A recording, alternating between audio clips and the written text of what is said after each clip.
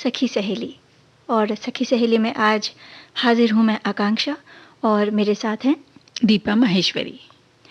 दीपा जी, इन दिनों हम्म। हालांकि हमेशा ही इस बात का ध्यान रखना चाहिए, लेकिन ये जो कोरोना काल चल रहा है, जी कोविड-19 महामारी के चलते हमें स्वच्छता का महत्व समझ में आ गया है। जी जी और हर व्यक्ति ये कोशिश कर रहा है कि जितनी अच्छी तरह से हो सके स्वच्छता को अपनाया जाए, बरता जाए।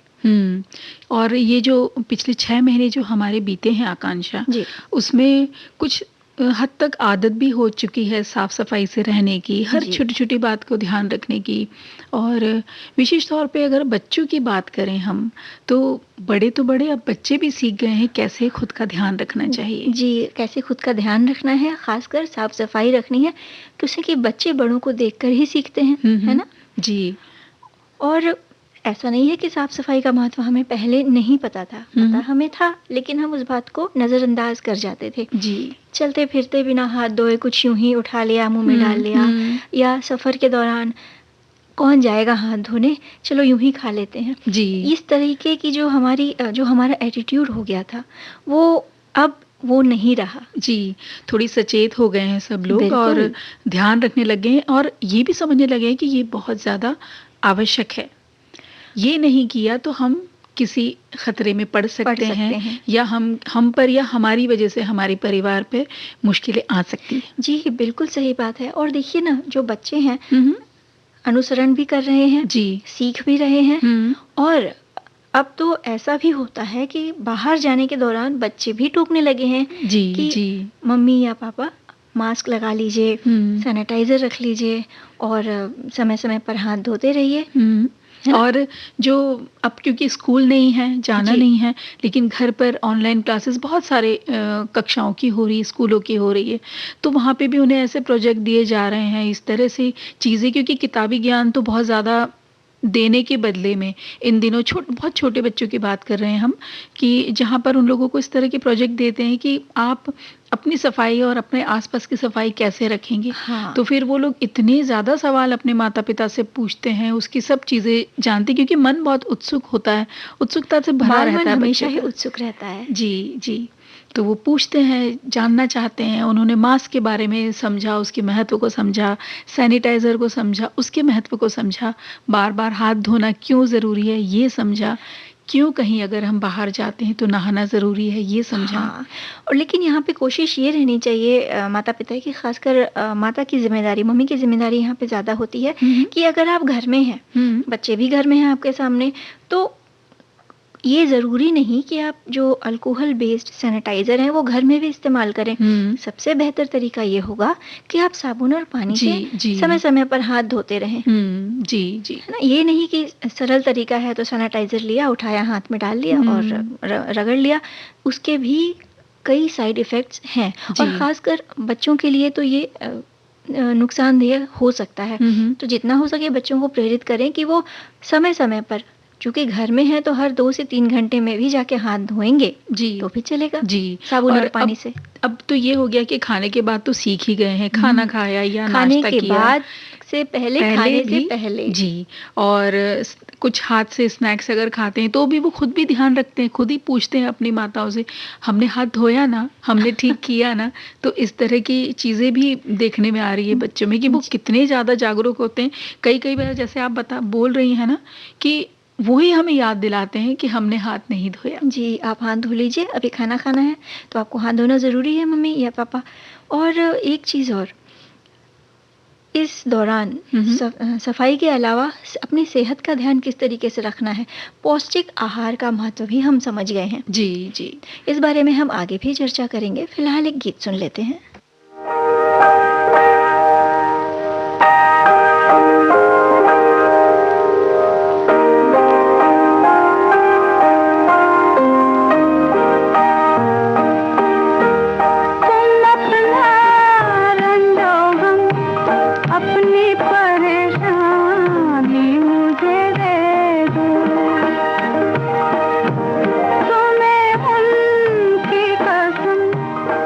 दिल की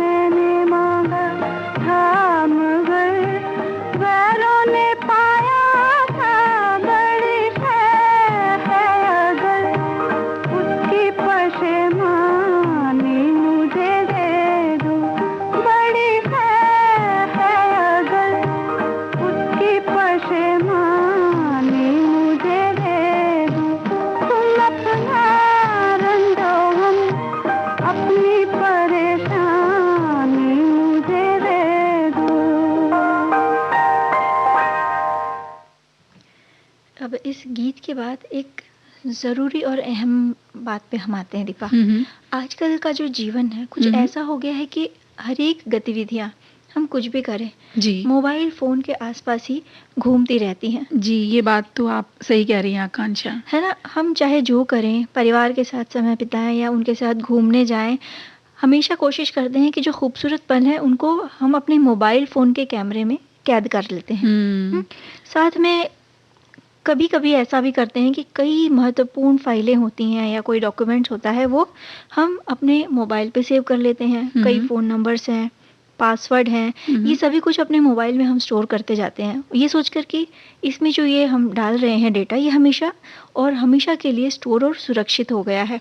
आपको याद होगा कि एक ऐसा ज़माना भी था जब मोबाइल फ़ोन का चलन जब इतना बढ़ा नहीं था। पहले हम कुछ 3 से 4 फ़ोन नंबर्स तो याद रखते ही थे। मुझे लगता है शायद 3-4 से ज़्यादा ही होंगे। लैंडलाइन तो आज भी हैं, लेकिन अब धीरे-धीरे लोगों के घर में कम हो रहे हैं। हमें लैंडलाइन सबके याद होते थे। हाँ। और जो कुछ ख़ास जो मोबाइल नंबर जैसा तुम बोल रही वो तो सही है, बिल्कुल मुँह ज़बानी होते थे, याद रहते थे। लेकिन समय के साथ-साथ अब वो ख़त्म होता जा रहा है। अब याद करने की बजाय हमने ये सारी चीज़ें अपने मोबाइल फ़ोन में स्टोर और सेव करके रखनी शुरू कर दी हैं। लेकिन ऐसा ज़रूरी नहीं कि ये हमेशा सुरक्षित ही रहे। सोचिए, अगर कभी मोबाइल फ़ोन गिरकर आपका टूट गया और आसपास ऐसी कोई सुविधा उपलब्ध नहीं है कि आप तुरंत मोबाइल बनवा सकें, और या फिर अचानक बंद हो गया या फिर गुम हो गया या चोरी हो गया और आपने अपने उस मोबाइल डेटा का बैकअप भी न लिया हो, तब तो फिर आप ज़रूर मुश्किल में पड़ सकते हैं, है ना? और विशेष तौर पर अगर इसमें आपके पासवर्ड सेव्स हैं और बैंक से जुड़ी जानकारियाँ उसमें संचित हैं, तो सूचनाओं के खो जाने से आपके मोबाइल फ़ोन में जो ज़रूरी डेटा है ना, अगर वो गलत हाथों में लगता है तो खतरा बढ़ सकता है।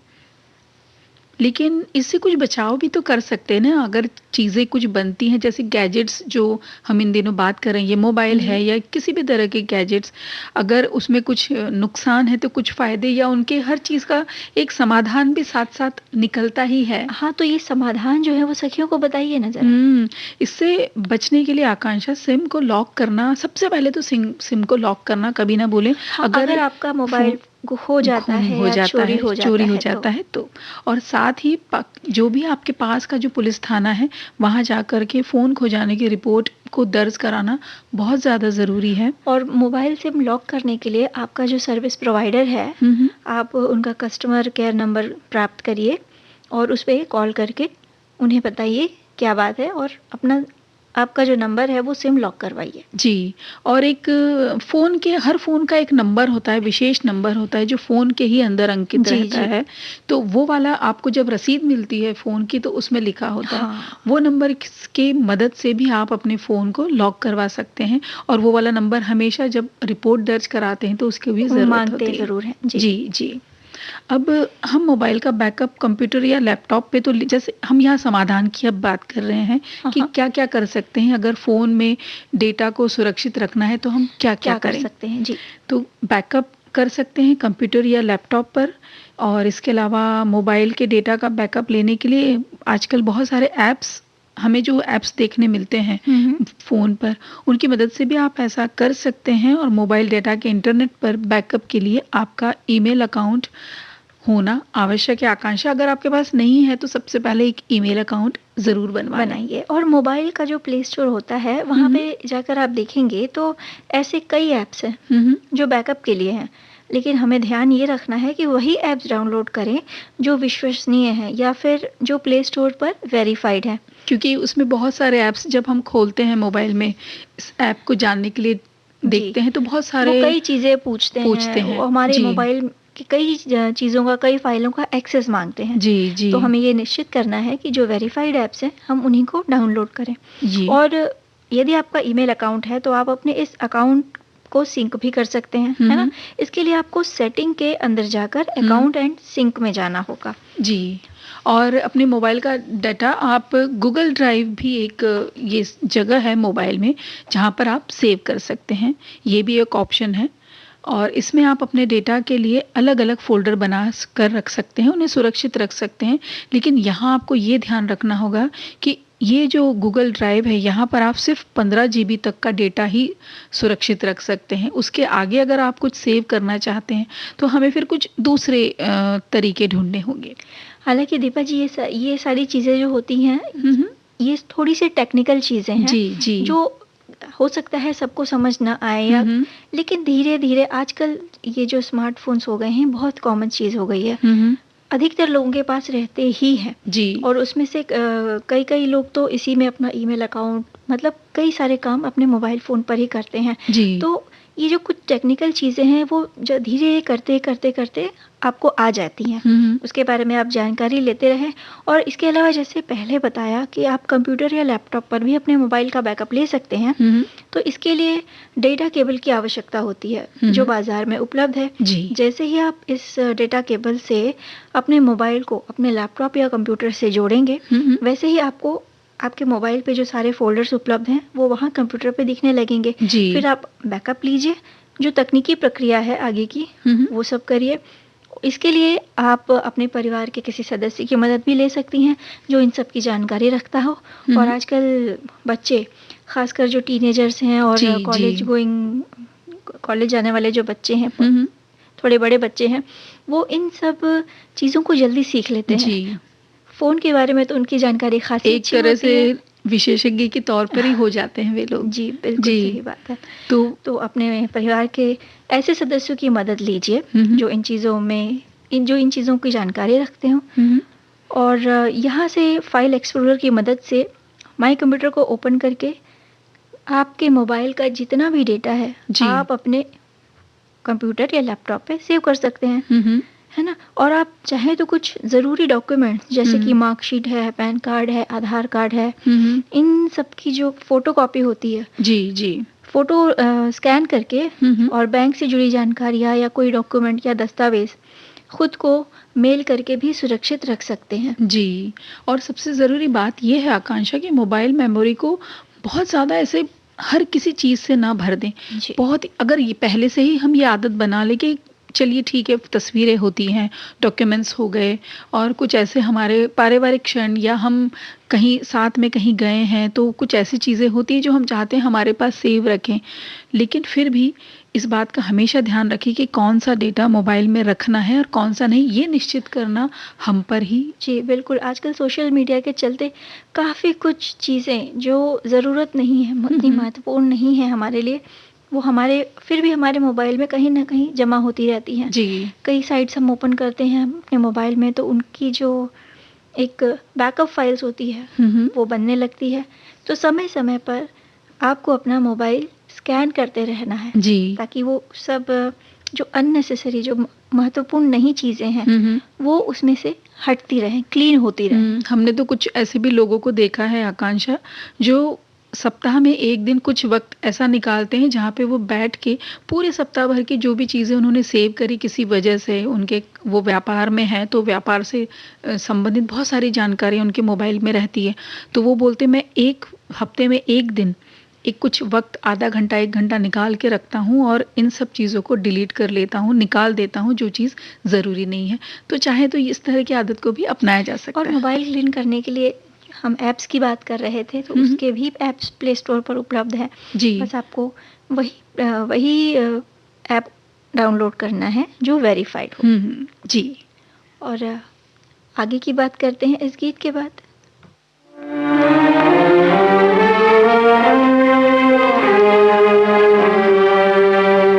तेरे मेरे सपने अब एक रंग हैं, वो जहाँ भी ले जाए राहें हम संग हैं। ओ तेरे मेरे सपने अब एक रंग हैं, वो जहाँ भी ले जाए राहें हम संग हैं।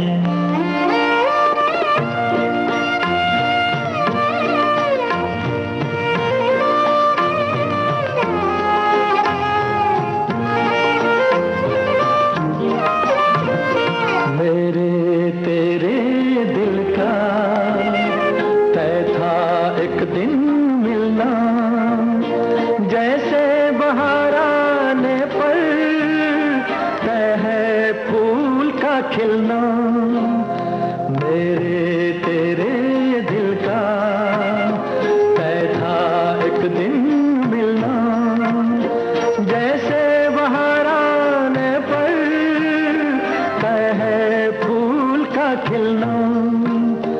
ओ मेरे जीवन साथी, तेरे मेरे सपने अब एक रंग है, ओ जहाँ भी ले जाए राहें हम संग हैं।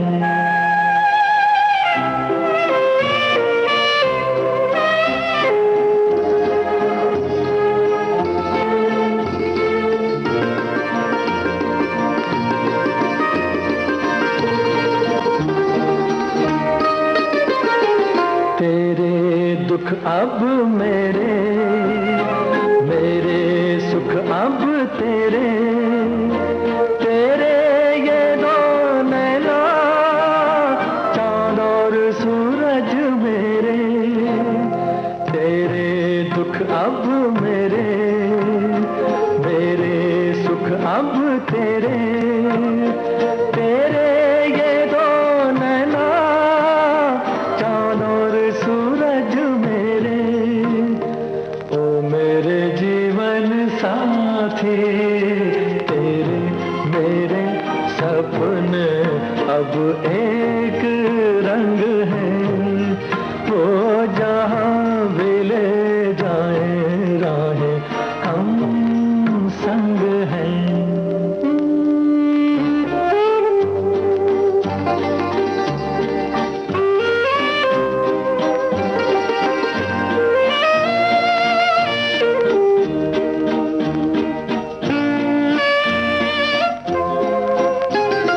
लाख मना ले दुनिया, साथ न ये छूटेगा, आके मेरे हाथों में हाथ न ये छूटेगा। लाख मना ले दुनिया, साथ न ये छूटेगा, आके मेरे हाथों में हाथ न ये छूटेगा। ओ मेरे जीवन साथी, तेरे मेरे सपने अब एक रंग है, वो जहाँ भी ले जाए राहें हम संग हैं। हो तेरे मेरे सपने अब एक रंग है। दीपा, कार्यक्रम की शुरुआत में हम कह रहे थे स्वच्छता ज़रूरी है और साथ ही साथ हमने बात की पोषण की, जी। और हमने कहा था सखियों से कि इस बारे में हम आगे भी बात करेंगे। आकांक्षा, हम सब महिलाओं की, ये महिलाओं की बात कर रही हूँ, जी। हम सब महिलाओं के जीवन में एक स्टेज आता है, एक वक्त आता है जहाँ बहुत सारी चीज़ें बदलती हैं। मतलब शारीरिक तौर पे भी, मानसिक भी कहें आप, बहुत सारे स्तर पे, इमोशनल भी, अगर भावनात्मक भी कहें तो वो वक्त है जब लड़की को, किशोरी को, एक 10 से 15 साल की जब लड़की होती है, तो जब उसे मासिक धर्म आता है पहली बार। हाँ जी। काफ़ी मानसिक रूप से, खासकर जो माँ है, उन्हें मानसिक रूप से तैयारी करवानी पड़ती है। जी जी। जी। इतने सारे बदल होते हैं शारीरिक तौर पे भी, और कहते हैं ना कहीं वो मन तैयार नहीं होता। जी जी। पहली बार अचानक लगता है कि अरे ये क्या हो रहा है ना। तो किसी भी उम्र की महिला के लिए, चाहे वो किशोरी हो या कोई बड़ी उम्र की महिला हो, जो माहवारी का समय होता है वो हमेशा ही चुनौतीपूर्ण होता है। और जब इसकी शुरुआत होती है किशोरियों में, तो अधिक ध्यान रखने की आवश्यकता होती है। और इन दिनों में आकांक्षा अलग अलग तरह के लक्षणों से लड़कियों को पीड़ित होना पड़ता है। जैसे उन्हें पेट में दर्द होता है, या वो ऐंठन सा महसूस करती हैं, घबरा जाती हैं, या उनके मूड में कभी ऊपर नीचे आप उतार चढ़ाव देखते हैं। कभी तो वो ठीक रहती हैं, कभी कभी चिड़चिड़े हो जाती हैं। और साथ में साफ सफाई का तो ध्यान रखना ही है जो माताओं को बताना बहुत आवश्यक है। और अपने खान-पान का जो बात आप पोषण की कर रही थी ना, जी। खान-पान का इन दिनों में ध्यान रखना बहुत ज़्यादा ज़रूरी है, क्योंकि बच्चियों को अक्सर कमज़ोरी महसूस होने लगती है ये विशेष समय के दौरान। तो ये जो पीरियड होता है, ये जो काल होता है हुँ, हुँ। महावारी शुरू होने का, हुँ, हुँ। इस दौरान सही खाद्य पदार्थों के सेवन से काफ़ी कुछ जो परेशानियां होती हैं उनसे बचा जा सकता है। जी, दर्द जी। को कम करने में और मानसिक तनाव को कम करने में हुँ, हुँ। हम जो माताएं होती हैं वो अपनी बच्चियों की काफ़ी मदद कर सकती हैं। यहाँ माताओं का विशेष रूप से योगदान रहता है। जी। उन्हें करना ये चाहिए कि किशोरियों को भोजन में अधिक दाल, पनीर, टोफू को भी शामिल करें उनके खान-पान में, ख़ास तौर से दोपहर के भोजन में। टोफू के बारे में बता देते हैं। कई बार कई लोगों को जानकारी नहीं रहती कि टोफू क्या है, तो जो हुँ, सोयाबीन का जो दूध निकाला जाता है, उससे जब उसे जमाया जाता है, पनीर की ही तरह जो हमारा नॉर्मल पनीर होता है, वो उसी तरह बिल्कुल जमता है, उसे कहते हैं टोफू, और इसमें प्रोटीन ज़्यादा पाया जाता है। जो कि बेहद ज़रूरी है। जी। अपने आहार में जब प्रोटीन अधिक मात्रा में होगा तो रक्त में शर्करा के स्तर को ये बराबर बनाए रखेगा। हुँ, हुँ। और काले चने हो गए या राजमा जैसी चीज़ें हो गई हैं, हुँ, सेहत के लिए तो अच्छी हैं, हुँ। लेकिन इन दिनों में इन चीज़ों का कम सेवन करें तो ज़्यादा अच्छा रहेगा, क्योंकि कि कभी-कभी इनसे गैस की समस्या भी जी, हो जी। सकती है या तो आपके अंदरूनी भाग में सूजन भी आ सकती है। सही कह रही हैं। और इन दिनों में 1 ग्लास गर्म दूध बच्चियों को या बड़ी महिलाएं भी हो तो उन्हें बहुत सहायता करता है, क्योंकि दूध में होता है आकांक्षा कैल्शियम, जी। और ये पीएमएस के लक्षणों को भी कम करता है। दूध या कैल्शियम युक्त पदार्थ मांसपेशियों को आराम देने में भी सहायक होते हैं, क्योंकि अगर उन्हें दर्द हो रहा है या कहीं वो बेचैनी सी अगर महसूस कर रही हैं, तो साथ में आप हरी पत्तेदार सब्जियां भी दे सकते हैं, नट्स दीजिए या सोया का भी इस्तेमाल कर सकते हैं, ताकि उन्हें भरपूर मात्रा में कैल्शियम मिले। और गर्म दूध लेते समय उसमें थोड़ी-सी हल्दी मिला लें। जी, वैसे भी इन दिनों कर ही रहे हैं ये काम जी। तो। और कुछ इसके साथ ही कुछ विटामिन्स भी हैं जो हुँ, इन हुँ। दिनों में विशेष तौर पर खाए जा सकते हैं। जैसे विटामिन बी6 से भरपूर खाने की चीज़ों को हम अपने आहार में शामिल करें, चाहे वो पिस्ता हो, टमाटर हो या मक्का, या विटामिन सी जैसे नींबू, संतरे या मौसम्बी, इस तरह के जो फल होते हैं हुँ, इनमें हुँ। विटामिन सी भरपूर मात्रा में होता है। जी। इसके अलावा विटामिन ई से भरपूर नट्स या बीज का सेवन हम करना शुरू करें तो वो भी अच्छा होगा। जैसे कद्दू के बीज हो गए, सूरजमुखी के बीज हो गए, मूंगफली या बादाम हो गया। और पोषण में होते हैं कुछ सूक्ष्म तत्व, जैसे कि मैग्नीशियम, पोटेशियम, ये बहुत कम मात्रा में आकांक्षा ज़रूरी है शरीर में, लेकिन इन्हें भी लेना चाहिए। ये मौजूद होते हैं ऐसे खानों में जिसमें जिनको खाने से हमें मूड के उतार-चढ़ाव को ठीक होता है, और अच्छी नींद में भी ये सारे जो सूक्ष्म पोषक तत्व हैं, वो मददगार साबित होते हैं। वो मिलते हैं केले में, शकरकंद में, साथ ही टोफू में भी। मैग्नीशियम और पोटेशियम की ख़ास बात कर रहे हैं हम यहाँ पर। इसके साथ ही किशोरियों को इन दिनों में साबुत अनाज, हुँ, हुँ। दलिया हो गया, मल्टीग्रेन हो गया, मल्टीग्रेन चपाती हो गई, जी, जी। कई अनाज की चपाती, गेहूँ गेहूँ ले लीजिए, बाजरा ले लीजिए, ज्वार हो गया, चना हो गया, रागी हो गया रागी जिसमें हो गया। कैल्शियम बहुत जी, होता है। इन जी। सब का आटा मिक्स करके जो चपाती हम खाएँगे, हुँ, हुँ। वो ज़्यादा हेल्दी रहती है जी। और इसमें कार्बोहाइड्रेट भी आपको मिलेगा। ख़ासकर आपका जो आहार है उसमें कार्बोहाइड्रेट भी शामिल करिए और इस मौसमी फलों को खाएँ, पर्याप्त मात्रा में पानी पिएँ। हुँ, हुँ। अक्सर माताएँ ये शिकायत करती हैं कि मेरी बेटी फल नहीं खाती या पानी बहुत कम पीती है, तो इन दिनों में चाय, कॉफ़ी का अधिक सेवन करना भी अच्छा नहीं है, हुँ, हुँ। क्योंकि ये सारे जो पेय होते हैं, वो आपको ऐसा लगेगा कि आपकी भूख को ख़त्म कर देते हैं। जी, जी। और फिर कुछ वक़्त के बाद बेचैनी-सी महसूस होने लगती हाँ, है। साथ ही आकांक्षा डब्बा बंद खाना हो या पैकेट वाले जो इस तरह के सूखे नाश्ते मिलते हैं ना, चिप्स हो गए, रेडीमेड फूड जी, आइटम्स। जी। या किसी प्रकार के नमकीन जो भुजिया हम लोग कहते हैं जी। वो, या ड्राई स्नैक्स जो पैकेट्स में मिलते हैं, तो उनसे बचना चाहिए, क्योंकि इनमें नमक और सोडियम की मात्रा अधिक होती है। वो स्वाद जब खाते हैं तो पता नहीं चलता है कि हमने इसमें नमक ज़्यादा खाया या सोडियम ज़्यादा खाया, लेकिन वो उसमें मौजूद होते होता हैं। ही है तो किसी न किसी रूप में। जी। और कभी अगर आपने नोट किया होगा तो हुँ। इन ऐसी चीज़ों को खाने के बाद आपको प्यास ज़्यादा लगती है, जी, क्योंकि उसमें जी। सोडियम या नमक की जो मात्रा रहती है, हुँ। वो आपके शरीर के पानी को कम करती है। हुँ। तो बेहतर होगा कि इन सारी चीज़ों को आप जितना अवॉइड कर सकें करें। हुँ। पानी पानी अपने आप में एक बॉडी का एक नेचुरल क्लींजर है। हुँ। जितना आप पानी अधिक पिएंगे उतना आपको अच्छा लगेगा। और वैसे भी मानव शरीर ज़्यादा मात्रा में पानी से पानी से ही ही बना बना है। है। तो इन दिनों में पाचन क्रिया भी काफ़ी सुस्त हो जाती है। हुँ। बेहतर है कि घर का बना सादा और स्वच्छ खाना ही खाएँ आप, हुँ, जिससे हुँ। आपकी जो पाचन क्रिया है वो दुरुस्त रहेगी और आप हल्का भी महसूस करेंगी। इस वक़्त के दौरान किशोरियों में कई हार्मोनल बदलाव आते हैं आकांक्षा, विशेष तौर पे जो हम बता रहे थे ना, आयु वर्ग 10 से 15-16 साल की उम्र जी। के बीच, और माताओं की भूमिका यहाँ बहुत अहम हो जाती है कि आप अपनी बेटी के मित्र बनिए और उससे खुलकर बात करें, और किसी भी प्रकार की भय या उसके अंदर कोई भ्रांति या शंका हो, वो अपनी बेटी के मन से दूर करें। ये बेहद ज़रूरी है और ये एक माँ ही कर सकती है। जी।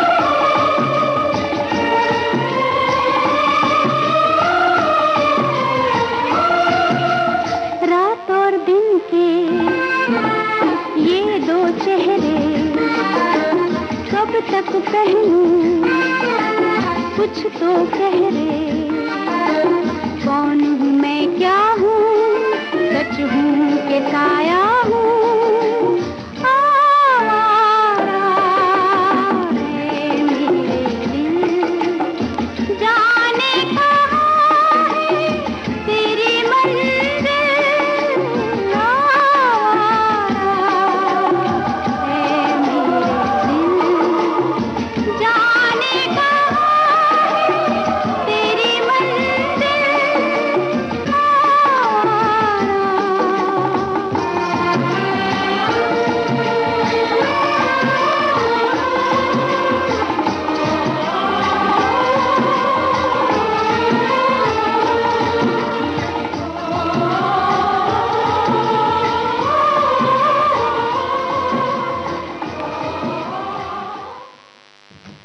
विविध भारती पर इस समय आप सुन रहे हैं कार्यक्रम सखी सहेली। दीपा जी, अगर मैं आपसे प्रश्न पूछूं, नहीं प्रश्न नहीं, एक शब्द आपसे कहूं, तो देखते हैं आपके दिमाग में सबसे पहला ख्याल क्या आता है, और वो शब्द है बैंक। आकांक्षा, बैंक तुमने बोला तो मेरी आंखों के सामने आ गया हमारा वो बैंक जहां हमारा खाता होता है, जहां हम अपने पैसे सुरक्षित रखते हैं। एक और बैंक होता है, वैसे तो एक और बैंक होता है ब्लड बैंक, जहाँ पे जब अगर जरूरत पड़ने पर जी हमें खून की उपलब्धता होती है जी। लेकिन आज हम एक तीसरे बैंक की बात कर रहे हैं। तीसरा बैंक? हाँ, एक ऐसा बैंक जहाँ पे खेती के लिए बीज सुरक्षित रखे जाते हैं, यानी बीज बैंक। बीज बैंक? अब आपको और शायद सखियों को भी हैरानी होगी कि ये बीज बैंक भाई है क्या। जी बिल्कुल, मैं जानना चाहती हूँ बीज बैंक क्या है ये? तो आज हम बात कर रहे हैं बीजों के बैंक को खोलने वाली कृषि प्रधान महिला राईबाई सोमपोपरे, इनके बारे में। यानी कि आज क्योंकि गुरुवार है तो हम सफल महिला में इनके बारे में बात करेंगे। जी, राहीबाई की उपलब्धियों के सफर की कहानी लगभग 20 साल पहले शुरू हुई, जब उनका पोता किसी जहरीली सब्जी खाने से बीमार हुआ। उसी वक्त राहीबाई ने जैविक खेती की शुरुआत करने का फैसला किया, और बात सिर्फ खेती तक ही सीमित नहीं रही। उन्होंने बीजों का एक ऐसा बैंक तैयार किया जो किसानों के लिए बहुत ही फायदेमंद साबित हुआ। राहीबाई आज पारिवारिक ज्ञान और प्राचीन परंपराओं की तकनीकों के साथ जैविक खेती को एक नया आयाम दे रही हैं। और आपको बता दें कि साल 2019 में इन्हें राष्ट्रपति द्वारा पद्मश्री से सम्मानित भी किया गया है। आकांक्षा, राहीबाई कभी स्कूल नहीं गई, लेकिन खेती के क्षेत्र में इनके ज्ञान का लोहा वैज्ञानिकों ने भी माना। इन्हें सीड मदर के नाम से भी जानी जाती हैं, ये बहुत प्रसिद्ध है सीड मदर के नाम से। और इनके बीज बैंक के बीज कम सिंचाई में अच्छी फसल देते हैं। महाराष्ट्र के अहमदनगर के छोटे से गांव में रहने वाली राहीबाई का बीजों को सहेजने का काम ये पुश्तैनी था उनका, और राहीबाई ने उसे आगे बढ़ाया और देखिए कैसा इतिहास रच दिया। हाँ, वे कहती है कि बहुत ही कम उम्र में उनकी शादी हो गई थी, लेकिन खेती के विज्ञान ने उन्हें हमेशा आकर्षित किया। 20 साल पहले उन्होंने बीजों को इकट्ठा करना शुरू किया, उन्हें सहेजा और अपने बेटे को बीजों की जगह, सामान्य या मिश्रित बीजों की जगह इन बीजों से खेती करने की सलाह दी। सफ़र मुश्किल था, लेकिन उन्हें शुरू किया। धीरे धीरे महिलाएं इसमें जुड़ती चली गईं। बीज बैंक बनने पर पड़ोसी गांव ने इन्हें सम्मानित भी किया। आज इनके परंपरागत बीजों की मांग महाराष्ट्र और गुजरात में बहुत ज़्यादा है। इन्होंने यानी राहीबाई ने 50 एकड़ से भी ज़्यादा भूमि को संरक्षित किया, जिसमें 17 से अधिक फसलें उगाई जाती हैं, और वे 3500 से अधिक किसानों के साथ मिलकर काम भी कर रही हैं, और उन्हें नई नई तकनीकों से फसल की पैदावार किस तरह बढ़ाएं, ये गुण भी सिखा रही हैं। आकांक्षा, यूँ तो लोग कहते हैं कि परंपरागत बीज से फसल की अधिक उपज नहीं ली जा सकती, लेकिन राहीबाई कहती हैं कि कम से कम जहरीली फसल की अधिक पैदावार से ये जो जैविक या कि ऑर्गेनिक खेती है, ये ही बेहतर है, और इन बीजों को किसी तरह की कोई फर्टिलाइज़र या पेस्टिसाइड की कभी भी ज़रूरत नहीं होती। तो हमारी भी यही कोशिश रहेगी कि राहीबाई, ये कामना है कि राहीबाई की जो कोशिशें हैं वो जारी रहें और कई लोगों तक पहुँचे। जी।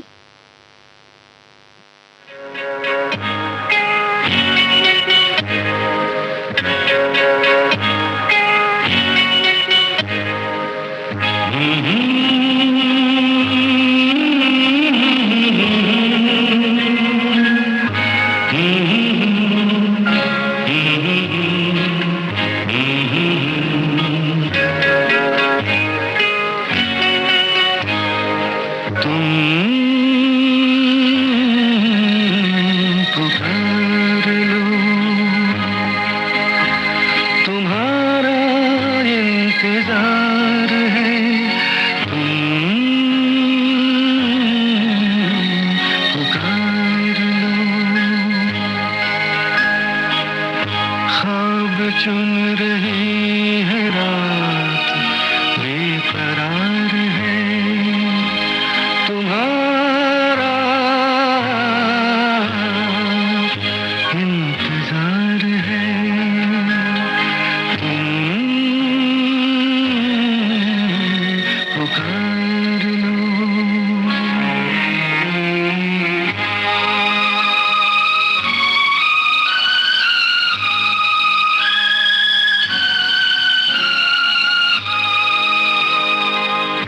होठ पे लिए हुए दिल की बात हम जागते रहेंगे और कितनी रात हम। होठ पे लिए हुए दिल की बात हम जागते रहेंगे और कितनी रात हम। मुख्तसर सी बात है, तुमसे प्यार है तुम्हारा इंतजार है, तुम पुकार लो।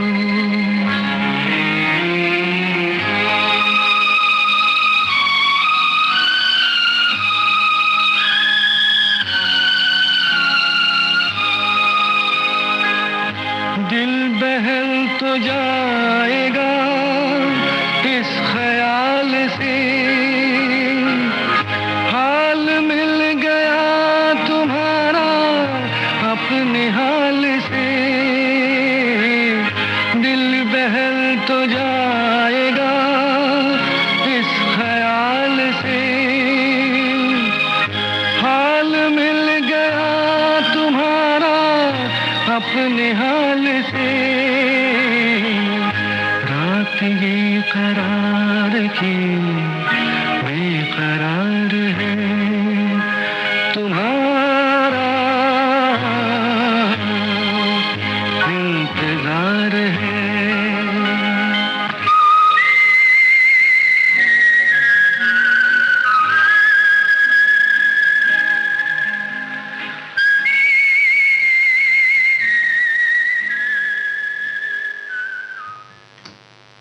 आकांक्षा, बात हमने की थी बीज बैंक और बीजों की और बीज मदर राहीबाई, जिनको बीज मदर के नाम से प्रसिद्ध है। बीज की बात हो रही थी और जब ये गाना चल रहा था तो एक छोटी सी कहानी याद आई। आप कहें और सखियां चाहें तो। बिल्कुल बिल्कुल, सुनाइए ना। एक किसी गांव में एक वृद्ध पुरुष रहते थे, मतलब पूरे परिवार के साथ, और उनका काम था तरबूज, जो यहाँ महाराष्ट्र में कलिंगर कहते हैं, तरबूज को वो उनकी खेती करते थे जी। तो क्या करते थे, उनके तरबूज के कुछ हिस्से तो वो कुछ तरबूज अपने पास रख लिया करते थे, जो कि गांव के सभी बच्चों को वो बुला करके उन्हें बस खुशी से ऐसे ही बांट देते थे, काट के उन्हें दे दिया करते थे। और कुछ तरबूज वो बेचने के लिए अपने बच्चों को बोलते थे कि ये बेच दिया जाए जी। अब जो रखते थे गांव के बच्चों को बांटने के लिए, वो होते थे बड़े बड़े तरबूज, और जो बेचने के लिए देते थे वो होते थे छोटे छोटे तरबूज। अच्छा। तो हमेशा उनके परिवार के जो सदस्य थे वो उनसे नाराज रहा करते थे कि जो अच्छे और बड़े तरबूज हैं उन्हें आप घर पे रख लेते हैं, और जो छोटे हैं उन्हें आप बेचने के लिए हमें दे देते हैं। अगर आप ये बड़े वाले तरबूज देंगे तो इसकी बिक्री और इससे मुनाफा हमें ज्यादा होगा। मिलेगा। लेकिन ये पिताजी कभी नहीं सुनते थे, ये अपनी ही चलाते थे। ये बस बच्चों को बुलाते, तरबूज काटते और उन्हें दे देते, और बच्चों को बदले में ये कहते थे कि तुम इसके बीज जब तुम घर लौटो तो रास्ते में फेंकते हुए जाना। अच्छा। अब कुछ वक्त हुआ, ये पुरुष और थोड़े वृद्ध हुए, और कुछ वक्त के बाद इनका देहांत हो गया। अब यही वाला व्यापार इनके बच्चों ने किया, इन्होंने लेकिन उल्टा कर दिया। छोटे वाले तरबूज को उन्होंने किया कि आप बच्चों को देने लगे, और बड़े वाले वो बाजार में जाके बेचने लगे, जिससे कि उन्हें मुनाफा ज्यादा हो। जी। कुछ वक्त के बाद उन्होंने अपनी खेती में देखा कि सारे तरबूज धीरे धीरे धीरे धीरे छोटे छोटे ही पैदा होते जा रहे हैं। तब उन्हें अपने पिताजी की ये बात समझ में आई कि क्यों वो बड़े वाले तरबूज के बीज बच्चों को देते थे, और वो बच्चे जब वो फेंक देते थे ना, तो उससे जो पैदावार, जो नई फसल होती थी, वो हमेशा ही बड़े बड़े तरबूजों फलों की, वाली होती बड़े थी। फलों वाली होती थी। तो कहानी हमें किस बात की ओर इशारा करती है दीपा? हम्म। कि जैसा आप बोएंगे वैसा ही आप पाएंगे। जी। और अगर हम देखें तो लालच से हम कुछ वक्त के लिए फायदा तो जरूर पा सकते हैं, लेकिन ये जो लाभ है ना, ये ज्यादा दिन तक और ज्यादा दूर तक आपका साथ नहीं देता। दूसरी बात, बीज को रोपना। सिर्फ खेती में ही बीज को हम रोपते हैं ऐसा नहीं है। ये जीवन भी एक ऐसी जगह है जहाँ हम कई बीजों को रोपते हैं। एक नवजात शिशु भी उसी बीज की तरह होता है। उसे जैसी स्थितियाँ, परिस्थितियाँ, परिवार या संस्कार मिलेंगे, और माता पिता का एक दूसरे के साथ और दूसरों के साथ जो व्यवहार होगा, उनका व्यवहार वो वैसे ही सीखते जाएंगे। जी, बच्चा वही देखता है, वही सीखता है, वही करता है जो अपने आसपास देखता है। उसी के अनुसार वो उसी ढल जाएंगे। और जब एक बच्चे को अच्छे संस्कारों से रोपा जाता है, उसे प्रेम और सम्मान रूपी जल से सींचा जाता है, तो वही बच्चा जब बड़ा होता है तो घर परिवार का अनमोल रत्न बन जाता है। इतना ही नहीं, वो अपने समाज और देश के लिए भी कुछ न कुछ आगे करते ज़रूर हैं। कितनी सुंदर बात है ना आकांक्षा, की बच्चा भी एक बीज ही तो है। उसे जिस तरह रोपेंगे, जो परिवेश में उन्हें बड़ा करेंगे, वो वैसा ही बनेंगे। और आगे चलकर यही बच्चे तो देश के जिम्मेदार नागरिक बनने वाले हैं। तो क्यों नहीं इन्हें शुरुआत से ही अच्छे संस्कारों में ढाला जाए? जी, है ना। तो बच्चे रूपी बीज को हम क्या दे रहे हैं सींचने के लिए, ये हमें ध्यान में रखना बेहद ज़रूरी है। क्योंकि कल का भविष्य इसी पर निर्भर है कि हम आज उसे कैसी खाद पानी दे रहे हैं, या उस बीज को हम कैसे संजो रहे हैं। और देखो ना, घर का माहौल अगर बिगड़ा रहता है, तो अगर इस बात पे थोड़ा सा भी ध्यान रहने लगे कि भाई हमारी वजह से हमारी किसी यूं कहिए कि कुछ एक ऐसी आदत जो कि शायद नुकसान पहुंचा रहा है हमारे घर के समीकरण में, तो क्योंकि अब छोटा एक बच्चा आ गया है, तो आप कभी कभी देखते होंगे कि बड़े भी थोड़े सुधर जाते हैं। हाँ। अगर किसी को जल्दी नाराज होने की आदत है या चिड़चिड़ा होने की आदत है, तो कई घर के बुजुर्ग नहीं बोलते तुम इसके सामने ऐसा मत बोलो, नहीं तो फिर ये भी ऐसे ही सीख जाएगा। ये जरूरत है ना, बच्चे बड़ों को देखकर ही तो सीखते हैं। वो जैसा देखेंगे वैसा ही सीखेंगे। जी। और अब एक गीत सुन लेते हैं। चलिए।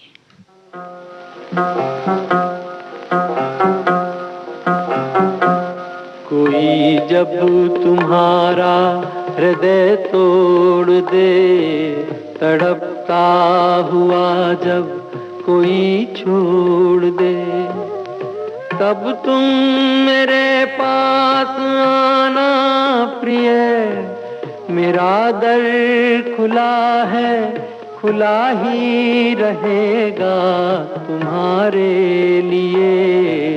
कोई जब तुम्हारा हृदय तोड़ दे।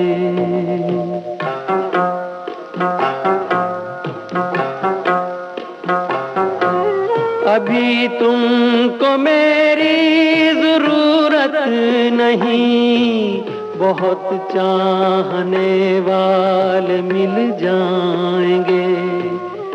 अभी रूप का एक सागर हो तुम, कमल जितने चाहोगी खिल जाएंगे।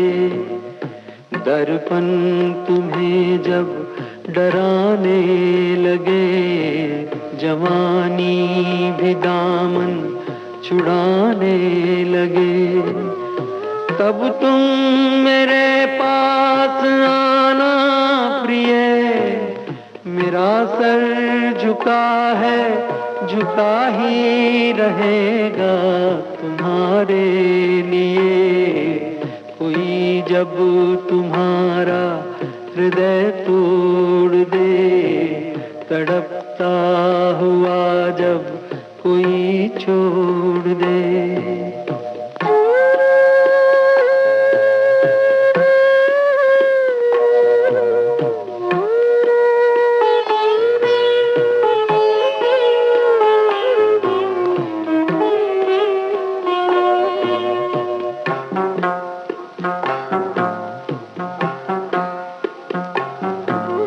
कोई शर्त होती नहीं प्यार में, मगर प्यार शर्तों पे तुमने किया।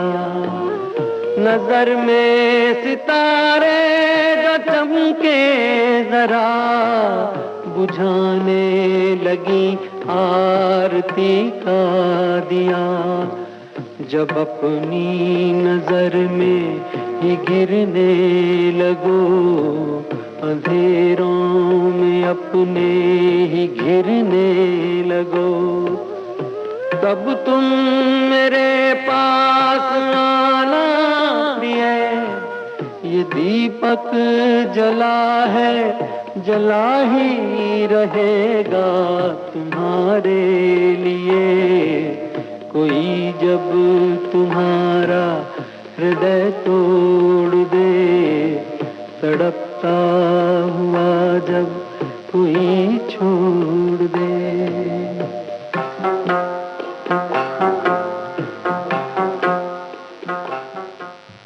आकांक्षा, हम परिवार और रिश्तेदारी की बात कर रहे थे जब हम बीज रोपने की बात कर रहे थे। तो सिर्फ परिवार और रिश्तेदारी नहीं होते, जब संकट आता है हमारे ऊपर तो सबसे पहले हमारे पड़ोसी काम आते हैं। बिल्कुल सही बात। परिवार और रिश्तेदार तो जो दूर रहते हैं वो तो बाद में आते हैं, जी है ना। हमारे जो सबसे नज़दीक होते हैं हमारे पड़ोसी। जी। और ये वक्त जो पिछले 6 महीने में हमने कोरोना काल देखा, जहाँ पे जब किसी को हो गया, वो पॉजिटिव हो गए, अगर वो घर से बाहर नहीं निकल पा रहे थे या उनके घर का कोई सदस्य को अस्पताल जाना पड़ा, ऐसे में पड़ोसियों ने आगे बढ़ बढ़कर इतनी सहायता करी है और इतना उन्होंने मदद दी है कि शायद ऐसा लग रहा है कि इतनी अच्छी भावना बस हमेशा यूं ही बनती रहे तो कितना अच्छा रहे। ये तो सिर्फ अभी की बात है दीपा। अक्सर ही, हमेशा ही जब मुसीबत आती है, संकट आती है, तो पड़ोसी ही वो होते हैं जो सबसे पहले हमारे पास आते हैं कि क्या तकलीफ है भाई, घर में जब के लिए उपलब्ध है, आप बताइए। जब घर में कोई बुजुर्ग होते हैं और अगर उन्हें बहुत ज़्यादा तबीयत खराब हो जाती है और जब हमारे सीमा से बाहर बात निकलती जाती है तो हम सबसे पहले घंटी पे जाते हैं अपने पड़ोसी की। लेकिन ये एक तरफा नहीं होना चाहिए, ये दो तरफा होना चाहिए। जी। अगर पड़ोसी आपकी मदद के लिए तत्पर है तो आपका भी ये फर्ज बनता है कि जब जरूरत पड़े आप भी हमेशा हाजिर हो अपने पड़ोसी की मदद के लिए। जी। और ऐसे में ज़रूरी है, ये बस यूं ही अचानक ये रिश्ते नहीं बन जाते। जब आप बाहर निकलें, अगर आप आपके घर के दरवाजे से बाहर निकल रहे हैं या वो भी अपने आंगन से कहीं बाहर निकल रहे हैं, तो एक नमस्कार करके एक दूसरे को हम विश कर सकते हैं और एक मुस्कुराहट भी काफ़ी हो जाती है। हम हाल चाल तो पूछ ही लेते हैं एक दूसरे से, भाई कैसे हो, क्या चल रहा है। अरे जो पड़ोसियों के साथ रिश्ता होता है ना दीपा, ये थोड़ा सा नाजुक होता है, इसे टूटने में ज़्यादा देर नहीं लगती। जी। कोशिश ये करें कि जितना सहेज सकें सहेजें। कभी कभी कुछ अनबन होना स्वाभाविक है, लेकिन उस बात को हमेशा तूल देना सही नहीं रहता। जी। और इसके अलावा एक और चीज़ जो दो पड़ोसियों के बीच में होती है, कहीं कहीं हो जाती है, खानों का आदान प्रदान। आपके घर कुछ बना, हमारे घर आ गया, हमारे घर कुछ बना, वो आपके घर आ गया। तो इस तरह से सद्भावना, प्रेम, सम्मान भी बढ़ता रहता है। हालांकि आजकल जो परिस्थितियां हैं उनमें ये सारी चीजें अभी तो कहीं बंद हैं, लेकिन जब स्थितियां नॉर्मल थी, सामान्य परिस्थितियां थी, तो अक्सर हम देखते थे कि कभी कभी तो ऐसा भी होता था कि भला घर के बच्चे दिन भर पड़ोसियों के यहाँ उनके बच्चों के साथ खेल रहे हैं, पढ़ रहे हैं और माता को कोई चिंता ही नहीं, क्योंकि उन्हें पता है कि वो सेफ है। जी। वहाँ पे हैं, वो उन बच्चों के साथ खेल रहे हैं, पढ़ रहे हैं, कुछ न कुछ तो खा पी लेंगे ही। ऐसा नहीं और कि ऐसा भी देखा है कई जब किसी को अचानक किसी दंपत्ति को जाना पड़ता है शहर से बाहर, वो अपने पड़ोसी को बोल के बच्चों को छोड़ जाते हैं। और सचमुच जो हमारे पड़ोसी होते हैं, नेबर्स होते हैं, वो बिल्कुल ध्यान रख लेते हैं। कहीं पता नहीं चलता, 3-4 दिन यहाँ बच्चों का स्कूल भेजने से लगा करके उनके होमवर्क से लेके रात के खाने तक सब कुछ ध्यान रख लेते हैं। इसके लिए ज़रूरी है आपस में जो सामंजस्य होता है वो बेहतर होना चाहिए, वो काफ़ी अच्छा होना चाहिए।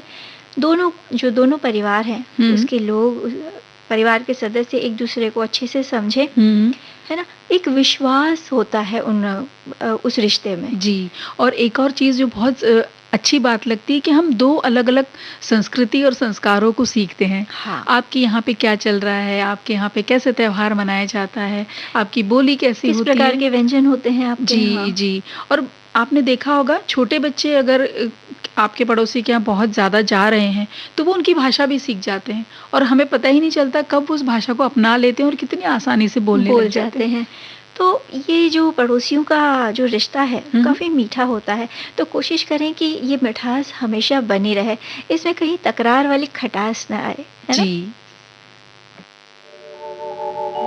नाम गुम जाएगा,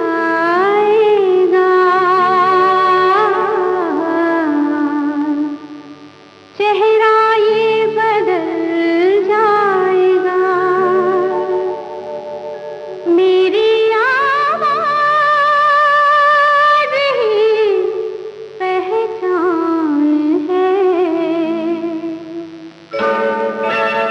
गर याद रहे, नाम गुम जाएगा,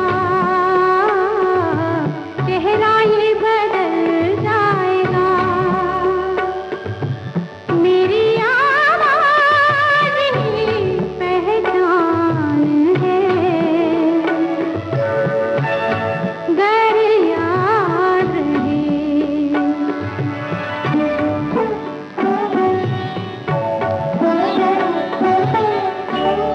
वक्त के पिता कम हंसी नहीं, आज है यहाँ, कल कहीं नहीं, वक्त से बड़े अगर मिल गए कहीं, मेरी आवाज़ ही पहचान है, गर याद रहे। ओ नाम गुम जाएगा, चेहरा ये बदल जाएगा, मेरी आवाज ही पहचान है, गर याद रहे।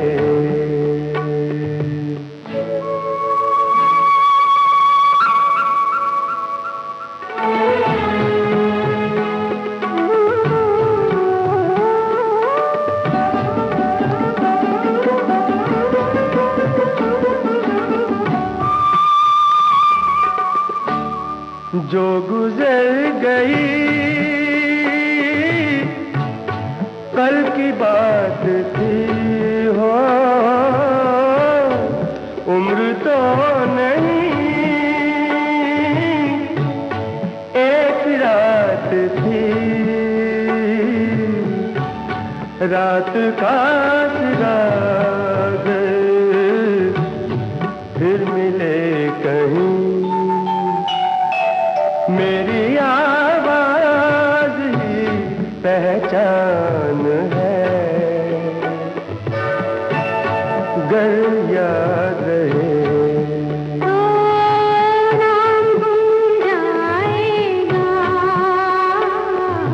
चेहरा ये बदल जाएगा, मेरी आवाज़ ही पहचान है, गर याद रहे।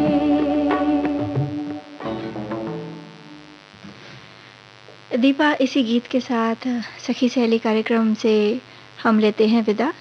आकांक्षा और दीपा के साथ आज सखियों ने ये कार्यक्रम सुना।